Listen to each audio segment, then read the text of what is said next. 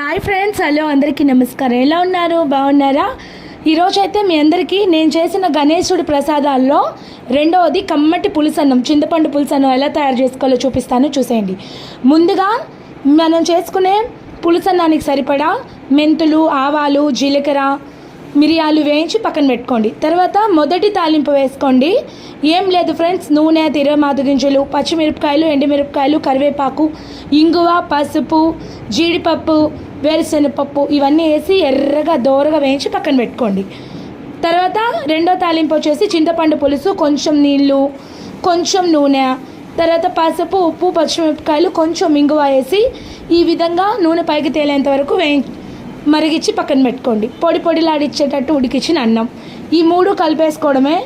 మనం వేయించుకొని పొడి చేసుకున్న పౌడరు, తర్వాత మొదటి తాలింపు, రెండో తాలింపు, కమ్మటి పులుసన్నం రెడీ. సబ్స్క్రైబ్ చేసుకొని సపోర్ట్ చేయండి.